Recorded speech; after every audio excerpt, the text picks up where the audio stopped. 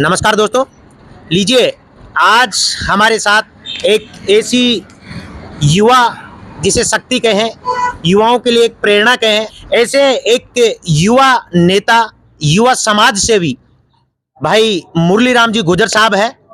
हम सबसे पहले मुरली राम जी आपका हमारे चैनल में स्वागत करते हैं।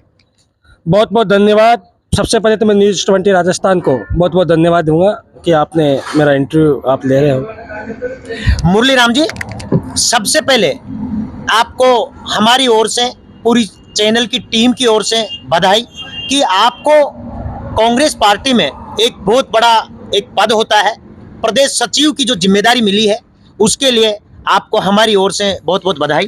थैंक यू, आपको बहुत बहुत धन्यवाद मुकेश जी। मुरली राम जी, सबसे पहले आपने देवली यूनियारा से एक विधायक प्रत्याशी के तौर पर दावेदारी ठोकी थी, और वो दावेदारी नहीं, बहुत ही प्रबल दावेदारी, यानी आपने कहीं कोई कसर कोर नहीं छोड़ी, चाहे वो कावड़ यात्रा को लेकर के या फिर बच्चे बच्चियों को पुस्तक, पेन, बैग यानी इत्यादि कई प्रकार के आपने जैसे एक जनसंपर्क करने में भी कोई कमी नहीं छोड़ी। आपने सबसे पहले जो है आपके विधानसभा क्षेत्र में टिकट की मांग रखी। आपको पार्टी का निर्णय था, आपको टिकट नहीं मिल पाया, उसके बावजूद भी आप जो है डोर टू डोर प्रदेश में कई विधानसभा क्षेत्रों में पहुंच रहे हैं, पार्टी के लिए प्रबल और एक बड़े ही उत्साह के साथ, बड़े दमखम के साथ आपकी टीम को आपने लगा रखा है कांग्रेस पार्टी को मजबूत करने के लिए। तो सबसे पहले तो आपने जो तैयारी की और आपको टिकट नहीं मिल पाया, उसको लेकर के पार्टी के आला कमान और प्रदेश स्तर के जो भी आपके पदाधिकारी हैं, उनके लिए आप क्या सोच रखते हैं, क्या सोचते हैं? देखिए मुकेश जी, ये लोकतंत्र है और लोकतंत्र के अंदर हर कोई कार्यकर्ता को अपनी अपनी पार्टी से टिकट मांगने का अधिकार होता है, और उसी के आधार पर मैंने भी मेरे मन में ये सोचा कि मैं भी क्यों ना एमएलए का चुनाव लड़ूं और पार्टी से टिकट मांगूं जी।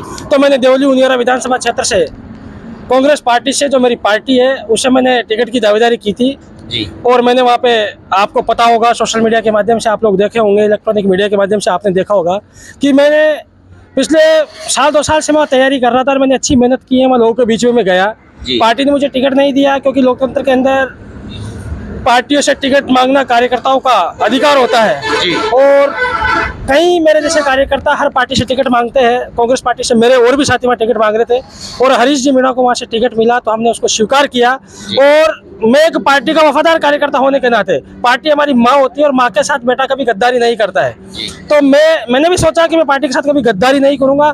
ठीक है, पार्टी ने इस बार टिकट नहीं दिया तो अगली बार टिकट देंगे, तो उसी के आधार पर मैं अभी पूरे राजस्थान के अंदर काम कर रहा हूँ और पूरे टोंकसवाई माधोपुर लोकसभा क्षेत्र में मैं पार्टी की जो हमारी नीतियाँ है, पार्टी की जो योजनाएं है, उनको हम लोगों तक पहुँचा रहे हैं और पार्टी के समर्थन में हम वोट मांग रहे हैं जी। मुरली राम जी, आपको पार्टी ने प्रदेश सचिव की जो जिम्मेदारी दी है और आपने उस जिम्मेदारी को स्वीकार भी किया है, आप किस तरीके से इस जिम्मेदारी को निभाएंगे, किस तरीके से आप पार्टी को मजबूत करेंगे? देखिए, मेरे जैसे एक किसान के बेटे, एक साधारण गरीब किसान के बेटे को पार्टी ने इतनी बड़ी जिम्मेदारी दी है, प्रदेश सचिव की मुझे जिम्मेदारी दी है। मैं पार्टी के शीर्ष नेतृत्व को और प्रदेश नेतृत्व का सबसे पहले तो बहुत बहुत धन्यवाद देना चाहूँगा और आभार प्रकट करना चाहूँगा माननीय रंधावा जी का, हमारे राजस्थान की सह प्रभारी अमृता धवन जी का, माननीय सचिन पायलट साहब का, गहलोत साहब का, डोटासरा जी का, प्रदेश नेतृत्व, शीर्ष नेतृत्व का मैं बहुत बहुत आभार प्रकट करना चाहूँगा कि मेरे जैसे साधारण कार्यकर्ताओं को, यही कांग्रेस पार्टी की वो है कि एक जमीनी से जुड़े हुए व्यक्तियों को इस लेवल पे पहुंचाना कांग्रेस पार्टी की शुरू से भावना रही है। और उसी क्रम में मेरे जैसे एक किसान के बेटे को प्रदेश सचिव की जिम्मेदारी देकर के उन्होंने मेरे ऊपर बहुत बड़ा वो किया है। मैं इसको आगामी इस चुनाव में और लोकसभा चुनाव में मैं पार्टी का काम करूंगा और पार्टी की नीतियों को, पार्टी की योजनाओं को घर घर तक पहुंचाने का काम करूंगा।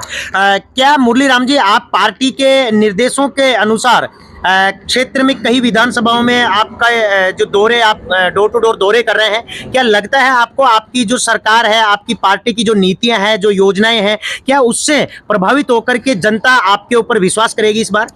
देखिए, मेरे ऊपर ही विश्वास नहीं, जनता कांग्रेस पार्टी के ऊपर विश्वास करेगी। जो पिछले 5 साल के अंदर हमारी पार्टी ने, कांग्रेस सरकार ने जिस प्रकार की योजनाएं गरीबों को लिए दी है, आपको पता होगा कि कांग्रेस के अंदर माननीय गहलोत साहब ने, जो हमारे मुखिया थे पार्टी के, उन्होंने एक से बढ़कर के एक योजनाएं राजस्थान सरकार की गरीब जनता को उन्होंने दी है। तो जरूर पार्टी के ऊपर जनता विश्वास करेगी। आप सारी योजनाएं वो आपके पास में है, जो सरकार की जो योजना है उसी के अनुसार आगामी 25 तारीख के अंदर राजस्थान प्रदेश की 36 कौम सारी जनता जनार्दन एक तरफा मतदान करके राजस्थान के अंदर कांग्रेस पार्टी की सरकार बनने जा रही है। मुरली जी, कई जगह विरोध भी झेलना पड़ रहा है, विरोध के सुर भी दिखाई दे रहे हैं, उसको लेकर के क्या कहेंगे? बहुत सारी योजनाएं विकास की आपने एक तरह से पिटारा खोल दिया आपकी सरकार की ओर से जो है, उसको लेकर के क्या कहेंगे? जनता नाराज क्यों दिखाई दे? देखिए, लोकतंत्र के अंदर पार्टियों के अंदर विरोध भी झेलना पड़ता है, कभी स्वागत भी होता है तो कभी विरोध भी होता है।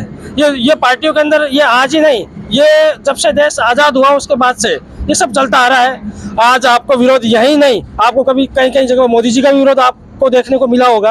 आपको पता होगा कि आज से 5 साल पहले जब भारतीय जनता पार्टी की 13 से 18 में सरकार थी तो भारतीय जनता पार्टी ने युवाओं के साथ, किसानों के साथ, महिलाओं के साथ बहुत बड़े बड़े वादे किए थे, एक भी वादों पे पार्टी खरा नहीं उतर पाई थी। उसी के तहत 2018 के अंदर राजस्थान प्रदेश की जनता ने कांग्रेस की सरकार बनाई थी। मुझे पूरा यकीन और विश्वास है कि 2023 के अंदर राजस्थान में तो सरकार बनेगी, 24 के अंदर हम देश में भी कांग्रेस पार्टी की सरकार बनाएंगे। इंडिया का जो गठबंधन हुआ है वो 24 के अंदर भी सरकार बनाएगा। मुरली जी, जैसे आपके परिवार में आपके पास खासा अच्छे पद भी है, सरपंच पद भी आपके पास है, कांग्रेस की ओर से ब्लॉक अध्यक्ष का पद भी है, और अभी जैसे आपको कहीं न कहीं आपकी जो पार्टी है प्रदेश शीर्ष नेतृत्व ने आपके ऊपर जो एक प्रदेश सचिव का जो विश्वास जताया है, उसको लेकर के कहीं न कहीं आपकी जो बैकग्राउंड की छवि रही है, यानी कहीं न कहीं नेता फर्स्ट बार में फिसल जाते हैं, लेकिन आपकी जो छवि है अभी तक बेदाग छवि रही है, इसको लेकर के क्या कहेंगे? किस तरीके से आपकी कार्यशैली रहती है कि आपके ऊपर अभी तक कोई ऐसा दाग नहीं लगा है,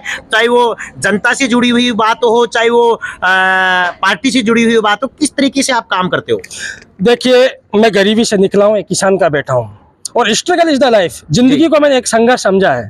तो जो व्यक्ति जिंदगी को संघर्ष समझता है वो कई धक्के खा के, थपेड़े खा के मैं यहाँ तक पहुंचा हूँ। तो मैंने बारीकी से देखा है, मैंने धरातल को भी बारीकी से देखा है, मैंने गरीबी भी बारीकी से देखी है।